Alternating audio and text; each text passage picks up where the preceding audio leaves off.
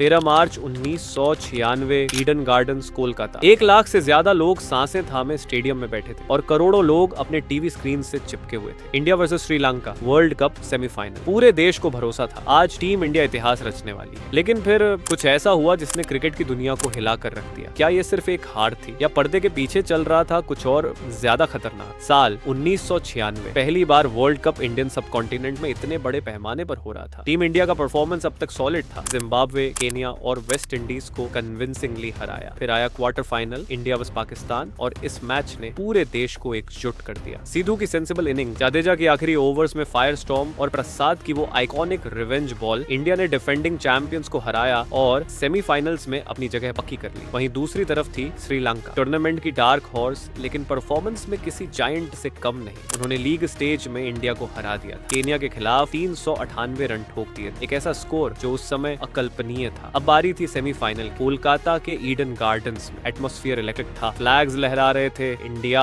India की गूंज आसमान तक जा रही थी। इंडिया ने टॉस जीत और सभी को लगा अब मोमेंटम हमारे पास है। लेकिन मोहम्मद अजहरुद्दीन ने एक ऐसा फैसला लिया जिसने आईब्राउज उठा दिए। फील्डिंग पहले, स्पिन फ्रेंडली पिच पर, होम कंडीशंस में। ये फैसला रिस्की लग रहा था। कोच अजित वदेकर और पूरी टीम मैनेजमेंट का कहना था कि प्लान यही था, लेकिन कई खिलाड़ियों को ये बात हजम नहीं हुई। मैच शुरू हुआ। श्रीलंका की शुरुआत क्रीम नहीं थी। 1 रन पर 2 विकेट गिर चुके थे। स्टेडियम में सन्नाटा, लेकिन इंडियन फैंस खुश थे। फिर मैदान पर आए अरविंदा दे सिल्वा, काम, कंपोज और क्लासी। रोशान महानमा के साथ एक स्टेडी पार्टनरशिप बनी। फिर अर्जुना रनातुंगा और हाशन तिलकरातने ने इनिंग्स को नेक्स्ट गियर में डाल दिया। फाइनल 10 ओवर में रन बेतहाशा बढ़ने लगे। श्रीलंका ने 251 का चुनौतीपूर्ण टोटल खड़ा किया, एक ऐसा स्कोर जो प्रेशर में मैच पलट सकता था। अब बारी थी टीम इंडिया की। सचिन तेंदुलकर पूरे टूर्नामेंट में शानदार फॉर्म में थे। शुरुआत भी वैसी ही हुई, straight drives, flix, cuts, crowd झूम रहा था। इंडिया का स्कोर था 98 for 1 और पूरा स्टेडियम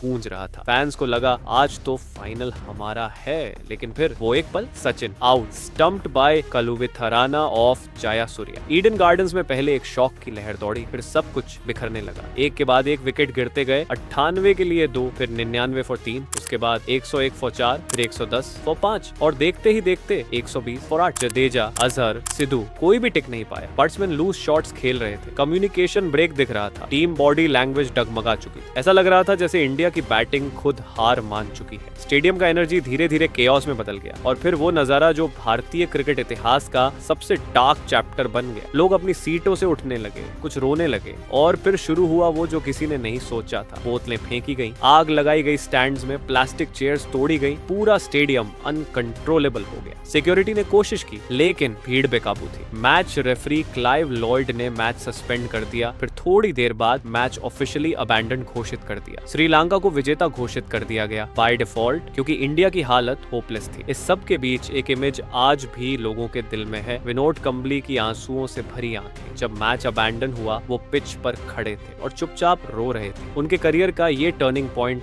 साबित हुआ। उसके बाद उन्हें कभी प्रॉपरली टीम में जगह नहीं मिली। कुछ सालों बाद कई सवाल उठने लगे। टॉस जीतकर पहले फील्डिंग क्यों की गई स्पिन फ्रेंडली पिच पर? क्या कुछ प्लेयर्स ने जानबूझकर लूज शॉट्स खेले? विनोद कंबली ने खुद इंटरव्यू में कहा था कि उन्हें पूरी घटना सस्पिशियस लगी। मोहम्मद अजहरुद्दीन बाद में मैच फिक्सिंग में बैन भी हुए, हालांकि इस मैच का कभी कोई प्रूफ नहीं मिला। फैंस के बीच ये सवाल आज भी जिंदा है, क्या ये एक चोकिंग मोमेंट था या फिक्सिंग का पार्ट? सच क्या है शायद कोई नहीं जानता। 1996 सेमीफाइनल सिर्फ एक क्रिकेट मैच नहीं था, ये एक भावनात्मक रोलर कोस्टर था जो फैंस कभी नहीं भूल पाएंगे। सचिन का आउट होना, कंबली का रोना, ईडन गार्डन्स की आग और इंडिया का सडन कोलैप्स, ये सब आज भी क्रिकेट की सबसे चर्चित कहानियों में से एक है।